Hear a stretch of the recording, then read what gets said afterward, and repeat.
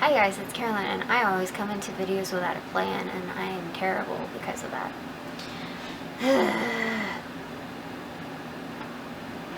I was gone for, I think it's been like 2 weeks now, and I'm trying not to sort of like apologize for it, because it was something I really needed for myself, but I did sort of want to, in a way, explain, and also talk about something. I've tried to sit down and find ways to articulate it, and I keep coming up empty. So I'm gonna just try and sort of figure it out.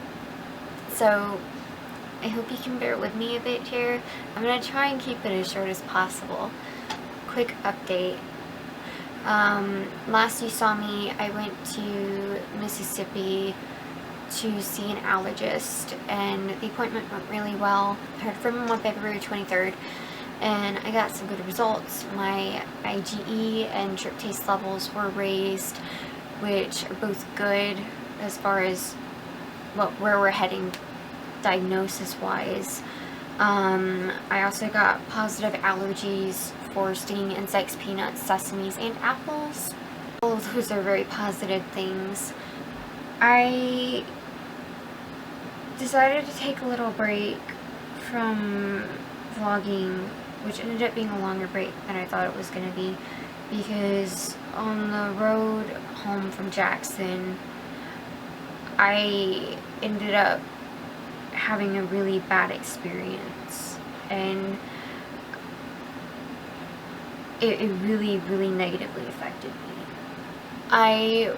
I have to wear my fog mask, which I've shown y'all. It's the medical mask I have to wear for my face, because so much affects me that is airborne, fragrances, pollens, all that. There's a lot that is in the air that I'm sensitive to or allergic to, whichever it is that is there. I do have issues with it, and when I am in public, I can get many reactions.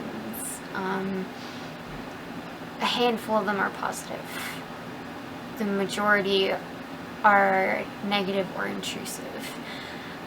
And I have had people stare at me for beyond uncomfortable amounts of time, to the point where they will not take any hint that I don't want them to stare at me any longer. And it's a difficult situation to describe, but it's a point where they should understand that I don't want them watching me, and they're at an uncomfortable closeness to me. I've had people literally put their children as a barrier between them and me so that they don't have to brush shoulders with me. I've had people try to take pictures of me. I had people point and laugh. People follow me through the store so that they could stare at me. And it becomes difficult. It's been something that has been weighing on me for a time, for several months. It's been building up as a pressure, and it wasn't just that, because before that even I was mentally having a lot of difficulty as far as my eating went, because before I started having the issues with having to wear the mask, I was having the issues with I couldn't get any food down, because last year my eating was really going downhill very quickly. The only way I know how to describe my health last year was it went from snowballing in the first 6 months of 2016 to, in probably July, the snowball was engulfed in an avalanche, basically, because in July crashed and burned. I wasn't able to eat anything without dry heaving for hours. I couldn't eat, I couldn't drink. I ended up losing like 15 or 17 pounds in 2 weeks because I couldn't get nutrition in me. We did so many tests, like pretty much every test under the sun, and my GI was completely fine. So that's still inconclusive. We still don't know what's been causing those issues. I had to take medicine every time I eat, just so I don't dry heave. I still gag and have swallowing issues, and it's still an ongoing struggle as far as eating goes. And so mentally, I was having a lot of trouble with my eating issues. And so then when the other issues started coming in October, I was already having issues with the other things. I think a lot of chronically ill and disabled people can relate to the feeling of, from whatever place it's coming from people, whether it's good intentions or not, you get a lot of opinions of how to do things, of remedies, and try this, do this, and it can become overwhelming. And then on top of the people trying to help, you also get the judgments from the other people who aren't so well-meaning. And when you get everything from both sides, it becomes a lot. When I already had all that from my EDS and my eating issues and everything else, my other things came in October, and then as that became more severe, I started having to wear the mask, and I started having to wear it out. I started having this, as I explained earlier, staring, taking pictures, laughing, whispering. They don't want to touch me. I mean, I'd be in a checkout line with people right beside me, and they would be like hugging their boogies, practically trying to keep from touching me. And it was a very uncomfortable experience for me, to the point where I just wanted to just beg people to let me just live my life.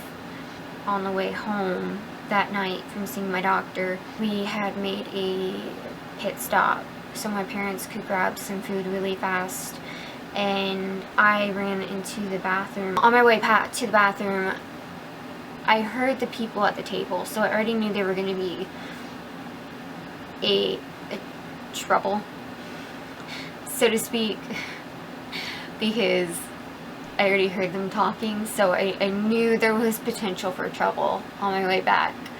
But on my way to the bathroom, the man made comments about not wanting to breathe as I walked past. I came back from the bathroom, I held the door open for a girl, and the girl he was with started whispering and pointing at me. And on my way back, mind you, this man was into his 50s. So not only was it uncomfortable, it was beyond inappropriate, and it was immature and just disgusting. And on my way back, the man made a point to, as I was walking past the table, he went, "It's herpes." So at that point, there was no point of addressing what was said. There was no point of doing anything, because it would be my word over his. He was a customer. I didn't want to put the management in that position. I didn't want to be repeating that, because we were in a Chick-fil-A. There were tons of kids everywhere, and I didn't want to be repeating that. And not to mention, it was humiliating for me. It was really embarrassing. And my parents were ordering food, and I couldn't stay inside because the smell was making me sick. So I went out to the van, and I just started texting my sister, and it was everything I could do not to start bawling. And I didn't even tell my parents. My sister told my parents days later, because it was affecting me so badly. I didn't even want to tell them. To me, in my mind, there was no point, because there was nothing that could be done about it. But I didn't really want to go anywhere. I didn't want to leave the house, because I was at that point, I was just done. I'd been at a tipping point for a while, because I was tired of dealing with the general population. I have people I trust, and I know how they respond to me. The thing is, it's not as easy as just taking the way people treat you and just, don't let it bother you, and, oh, we'll just say this back to them, it's really not that easy, because it really does bother you, because the thing is, this is your life. I have to deal with this for, as far as I can tell, the rest of my life. I want people to realize that it's something to take seriously. It's not a joke. When you see somebody out there with something that you don't understand, leave it be. The thing I remember most out of so many experiences that I've had with people, the thing that's touched me the most is the woman in the Sam's checkout line who just talked to me. I don't remember what she talked about. I just remember that it was just completely normal chit chat. She just completely acted it like everything was normal. I mean, she didn't see the mask on my face, and she pretended that she didn't see the people who were being completely rude to me and literally turning their backs on me like barely a foot away. That's what I remember, is the person who lets me live my life and treats me like a person. It's respecting the people who live their life every day with illnesses and disabilities, and respecting those boundaries, and not staring and following and taking pictures and pointing and laughing because we notice those things, and it's really intrusive. I mean, when you stare, that's a very intrusive feeling. This is something that's really hard for me to put into words, and I'm really sorry about that. I'm trying, but it's also something that's really important to me to try my best to put into words. So the thing that it really boils down to most is to respect everyone. It's just to respect people even when they look different to you. When I'm out and I'm being treated like that, the thing I want to say most to everybody is I just want to live my life without feeling like I'm a zoo animal, because that's what I feel like half the time. I feel like I'm an exhibit. People should not have to live their lives that way. It's one thing to ask a question. If the person doesn't want to answer that question, that needs to be respected. It's always good to educate yourself. You can go home and you can educate yourself about illnesses and disabilities and how to treat people with disabilities. That's always good. But they're not obligated to answer those questions. They always have the right to decline that. But they sometimes will answer this question. I'm very open to answering questions about my health when I feel it's a genuine thing. I have some really good friends with workers at stores around here, and I'm getting to know people, but a lot of the time, with the majority, I do feel like an exhibit, and that's not right. So make sure you're kind. I really hope this is making sense. It's a hard thing for me to sum up because it's a big issue. I'm just one person that it affects in a small way.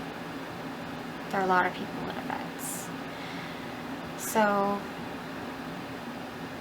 be aware. I was gone because I did need that time to recoup and just sort of get some energy back, and I'm an extrovert, but I did need that. I took a bit of a hit there, and I needed that time to get back into things, and so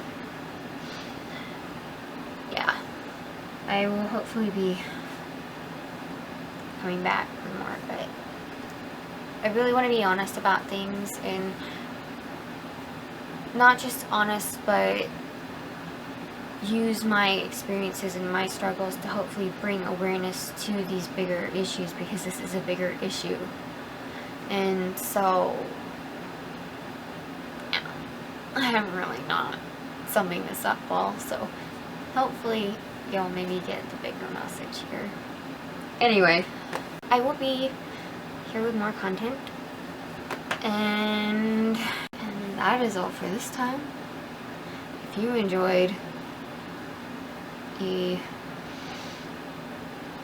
ill-planned video session with Caroline, tune in next time for another ill-planned long video session with Caroline, because that's what you're gonna get, because I am terrible at this. I hope you like it. At least have a Minnie Mouse shirt. Can you even tell it's Minnie Mouse? It's Minnie Mouse. Okay, I'll see you next time. Bye. Oh, and please give me video suggestions. Please. Please. I have no ideas. My brain hates me. Please. I'm really bad at this. Really, really bad at this. Do you like my unicorn? My donut pillow? This is my writing summed up, I swear. I'm really bad at plotting.